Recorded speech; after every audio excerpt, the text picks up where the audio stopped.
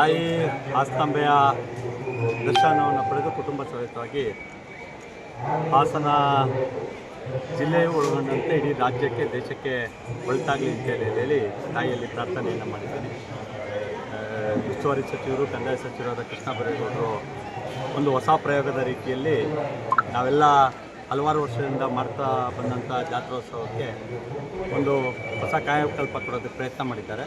ಆ ಪ್ರಯತ್ನದ ನಡುವೆಯೂ ಕೂಡ ಭಕ್ತ ಸಾಗರ ಹರಿದು ಬಂದ ಕಾರಣ ಅನೇಕ ಚಾಲೆಂಜಸ್ ಕೂಡ ಇದೆ. ತಾಯಿ ಆಸ್ತಂಬೆ ಎಲ್ಲರಿಗೂ ಒಳ್ಳೆ ರೀತಿಯಲ್ಲಿ ದರ್ಶನವನ್ನು ಕೊಟ್ಟು ಅವರ ಕೃಪೆಗೆ ಪಾತ್ರರಾಗೋಕ್ಕೆ ಎಲ್ಲ ಬಂದಿರೋಂಥ ಭಕ್ತರಿಗೆ ನಾನು ಹಾಸನಕ್ಕೆ ಸ್ವಾಗತವನ್ನು ಕೊಡ್ತೀನಿ. ಈ ಬಾರಿ ಪ್ರೋಟೋಕಾಲ್ ವ್ಯವಸ್ಥೆ ಅದೆಲ್ಲ ಇದೆ, ಏನು ಹೇಳ್ತೀರಿ ಸರ್? ಈಗ ನಾನು 5 ವರ್ಷ ಶಾಸಕನಾಗಿ ಬೆಳಗ್ಗೆಯಿಂದ ರಾತ್ರಿ ತನಕ 18-20 ಗಂಟೆಗಳ ಕಾಲ ಕೆಲಸ ಮಾಡಿದ್ದೀನಿ. ಅದೇ ರೀತಿ ಇವಾಗ ಹೊಸ ಪ್ರೋಟೋಕಾಲ್ ಸಿಸ್ಟಮನ್ನು ಮಾಡಿದ್ದಾರೆ. ಎವಾಲ್ವಿಂಗ್ ಸಿಸ್ಟಮ್ ಇದು. ನಾವಿದ್ದಾಗ ಒಂದು ಇಂಪ್ರೂವೈಸೇಷನ್ ಆಯಿತು, ಇವತ್ತು ಈ ಇಂಪ್ರೂವೈಸೇಷನ್ ಆಗಿದೆ. ನಾಳೆ ಇನ್ನೂ ಅನೇಕ ಮಾಡಿಫಿಕೇಷನ್ಸ್ ಆಗೋಂಥ ಅವಶ್ಯಕತೆ ಇದೆ. ವಸ್ತುಸ್ಥಿತಿ ಇರುವಾಗ ಯಾವ ಚಾಲೆಂಜಸ್ ಇರುತ್ತೆ ಅದಕ್ಕೆ ಅಡಾಪ್ಟ್ ಮಾಡ್ಕೊಳ್ಳೋವಂಥದ್ದು ಎಲ್ಲರಿಗೂ ಜವಾಬ್ದಾರಿತ ನಾಗರಿಕರ ಕರ್ತವ್ಯ. ಎಲ್ಲರೂ ಕೂಡ ಉಸ್ತುವಾರಿ ಸಚಿವರು ಏನು ಹೊಸ ಸಿಸ್ಟಮನ್ನು ಮಾಡಿದ್ದಾರೆ ಅದಕ್ಕೆ ಎಲ್ಲರೂ ಕೂಡ ಕೈ ಜೋಡಿಸಿದ್ದೀವಿ. ಒಟ್ಟಾರೆಯಾಗಿ ಜಾತ್ರಾ ಮಹೋತ್ಸವ ಭಾಳ ಯಶಸ್ವಿಯಾಗಿ ಆಗಬೇಕು, ಹಾಸನಕ್ಕೆ ಒಳ್ಳೆಯ ಹೆಸರು ಬರಬೇಕು ಅನ್ನೋದು ನಮ್ಮೆಲ್ಲರ ಒಂದು ಕೋರಿಕೆ ಹಾಗೂ ಬೇಡಿಕೆ. ಹಾಗಾಗಿ ಅದ್ರ ನಿಟ್ಟಿನಲ್ಲಿ ಯಾರು ಕೆಲಸ ಮಾಡ್ತಾರೆ ಎಲ್ಲರಿಗೂ ನಾನು ಸ್ವಾಗತವನ್ನು ಕೊಡ್ತೀನಿ. ರಾಜ್ಯದಲ್ಲಿ ದೊಡ್ಡ ಚರ್ಚೆ RSS ಬ್ಯಾನ್ ಮಾಡಬೇಕು ವಿಚಾರ. ಸರ್ಕಾರಿ ಶಾಲೆಗಳಲ್ಲಿ ಖಾಸಗಿ ಶಾಲೆಗಳ ಅನುದಾನಿತ ಶಾಲೆಗಳ ಆವರಣದಲ್ಲಿ ಶಾಖೆಗಳು ನಡೀಬಾರ್ದು ನೋಡಿ, ಶತಾಬ್ದಿ ವರ್ಷ ಇರೋದರಿಂದ ನಮ್ಮ ವೈಚಾರಿಕ ಹಿನ್ನೆಲೆ ಇರುವಂಥ ನಮ್ಮ ಮಾತೃ ಸಂಸ್ಥೆಯ ಬಗ್ಗೆ ಹಲವಾರು ಟೀಕೆ ಟಿಪ್ಪಣಿಗಳನ್ನ ಮಾಡ್ತಾ ಇರೋದನ್ನು ನಾವು ನೋಡಿದ್ದೀವಿ. ಎಲ್ಲವನ್ನು ಮೆಟ್ಟಿ ನಿಂತು ಧರ್ಮ ರಕ್ಷಣೆ ಮತ್ತು ರಾಷ್ಟ್ರೀಯತೆ ಬಗ್ಗೆ ಅಪಾರವಾದಂಥ ಶಕ್ತಿಯನ್ನು ಮತ್ತು ಕಲ್ಪನೆಯನ್ನು ಕೊಡ್ತಿರೋವಂಥದ್ದು RSS. ಅದ್ರ ಬಗ್ಗೆ ಮಾತನಾಡಬೇಕಾದ್ರೆ ಭಾಳ ಜವಾಬ್ದಾರಿಯುತವಾಗಿ ಮಾತನಾಡಬೇಕು.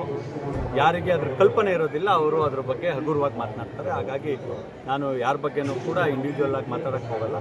ಆದರೆ ಒಂದು ವಸ್ತುವಿನ ಹಿನ್ನೆಲೆ ಅಥವಾ ಒಂದು ವಿಚಾರದ ಹಿನ್ನೆಲೆ ಗೊತ್ತಿಲ್ಲದೆ ಗಾಳಿಯಲ್ಲಿ ಗುಂಡೊಡಿಬಾರ್ದು ಅನ್ನೋದು ಮಾತ್ರ ನಾನು ವಿನಂತಿಯನ್ನು ಮಾಡ್ತೀನಿ. ತಾಯಿ ಆಸ್ತಂಬೆ ಎಲ್ಲ RSS ಬಗ್ಗೆ ಕಾಳಜಿ ಇರೋವಂಥವ್ರನ್ನ ಇಲ್ಲದೇ ಇರೋವಂಥವ್ರು ಎಲ್ಲರಿಗೂ ಕೂಡ ಸದ್ಬುದ್ಧಿ ಕೊಡಲಿ. ಎಲ್ಲರೂ ಕೂಡ ದೇಶದ ವಿಚಾರವಾಗಿ ಒಗ್ಗಟ್ಟಾಗಿರೋವಂಥ ಸದ್ಬುದ್ಧಿ ಕೊಡಲಿ.